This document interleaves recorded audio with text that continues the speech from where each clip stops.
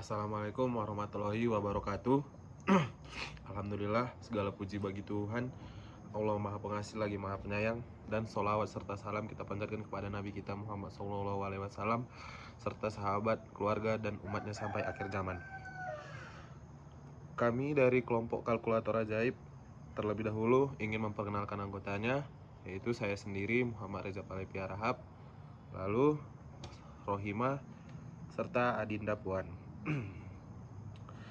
Lalu kami memiliki nama kelompok yang cukup unik, tapi memiliki filosofi yang cukup mendalam, di mana tim kalkulator itu menggambarkan kelompok yang mampu menganalisis angka-angka keuangan dengan mudah dan menyenangkan, serta kata ajaib menunjukkan kepada sesuatu hal yang sulit untuk dipahami tapi mudah untuk dimengerti. Contohnya seperti sulap.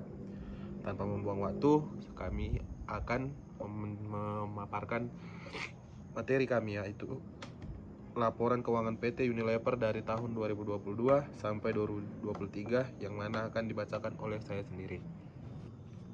Baik, yang pertama ada A. Analisis horizontal.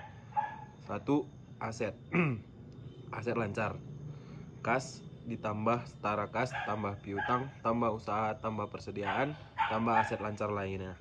Kesimpulan hasil dari kas dan setara kas dari tahun 2022 sampai 2023 sebesar 517,716 atau 49%. Yang kedua, aset tidak lancar.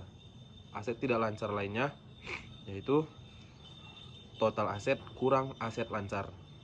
Kesimpulan hasil analisis aset tidak lancar dari tahun 2022 sampai 2023 yaitu sebesar 5,772 atau 93%. Yang kedua, ada liabilitas. Liabilitas jangka pendek. Liabilitas sewa kurang bagian jangka pendek. Kesimpulan hasil analisis liabilitas jangka pendek dari tahun 2022 sampai 2023 naik sebesar 505,638 atau 6%. Yang kedua itu liabilitas jangka panjang. Liabilitas jangka panjang, utang obligasi tambah utang hipotek tambah utang sewa pembiayaan tambah kewajiban pensiun tambah liabilitas pajak tangguhan tambah kewajiban lain-lain jangka panjang. Kesimpulan hasil analisis liabilitas jangka panjang dari tahun 2022 sampai 2023 turun sebesar minus 87,992 atau 65%. Terima kasih. Materi selanjutnya akan dibacakan oleh Adinda Puan. Baiklah, perkenalkan, nama saya Adinda Puan. Di sini saya sebagai presentator yang kedua dari kelompok kami. Pertama itu adalah laba. Pengukuran kembali liabilitas imbalan kerja yang rumusnya itu laba di tahun 2022 dikurang dengan laba di tahun 2023. Di mana dari hasil analisis pengukuran kembali liabilitas imbalan kerja dari tahun 2022 sampai dengan 2023 mengalami kenaikan. Nah, yang kedua itu ada pajak terkait atas penghasilan komprehensif lain, di mana itu rumusnya laba tahun 2022 dikurang dengan laba di tahun 2023, di mana hasil analisis pajak terkait atas penghasilan komprehensif lain dari tahun 2022 hingga ke tahun 2023 mengalami kenaikan. Selanjutnya itu ada B, analisis rasio profitabilitas. Yang pertama itu ada ROA, yaitu return on asset. Rumusnya itu adalah laba bersih dibagi dengan aset dikali 100%. Hasil analisis ROA tingkat pengembalian lebih kecil 6% sehingga perusahaan dikategorikan sebagai perusahaan yang sehat dan dapat melanjutkan operasionalnya. Dan yang kedua itu ada ROE atau return on equity. Rumusnya itu adalah laba bersih dibagi dengan equity dikali 100%. Berdasarkan hasil analisis ROE, tingkat pengembalian lebih kecil 6% sehingga di perusahaan dikategorikan sebagai perusahaan yang sehat dan dapat melanjutkan operasionalnya. Dan yang terakhir itu ada ROS atau return on sale, di mana rumusnya itu laba bersih dibagi dengan sale dikali 100%.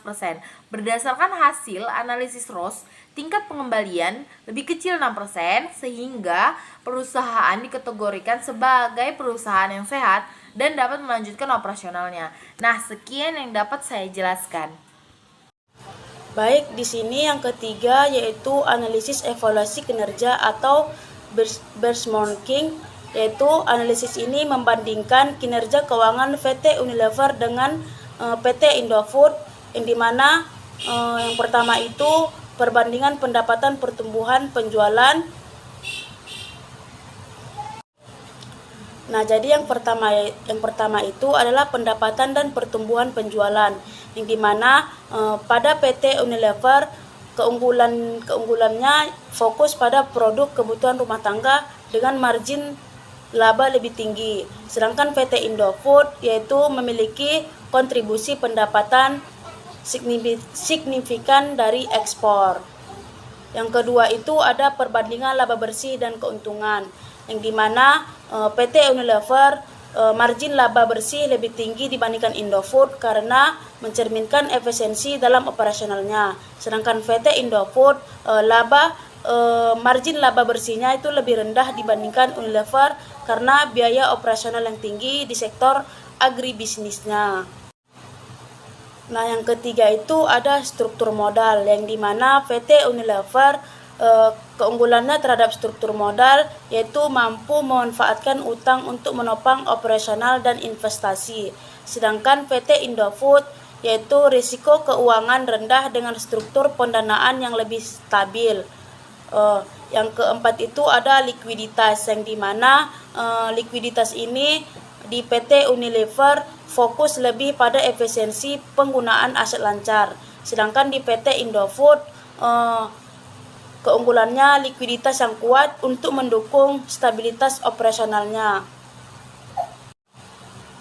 Baiklah, di sini saya akan memberikan rekomendasi terhadap PT Unilever Indonesia. Yang pertama itu Unilever perlu memperluas portofolio produk dan menjangkau pasar internasional untuk meningkatkan pertumbuhan penjualan.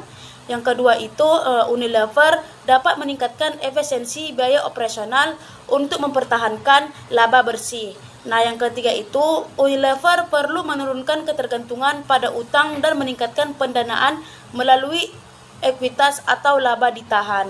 Nah, yang keempat itu Unilever perlu meningkatkan likuiditas dengan mempercepat arus kas masuk melalui pengelolaan piutang persediaan yang lebih baik. Mungkin itu saja analisis benchmarking serta rekomendasi dari saya. Selebihnya saya kembalikan kepada moderator. Demikianlah laporan ini kami buat, semoga hasil yang disampaikan dapat memberikan gambaran yang jelas dan bermanfaat. Akhir kata saya ucapkan terima kasih kepada semua orang yang telah berkontribusi dan mendukung. Semoga apa yang kita lakukan dapat memberikan manfaat bagi kita semua. Saya akhiri, wabillahi taufiq wal hidayah. Wassalamualaikum warahmatullahi wabarakatuh.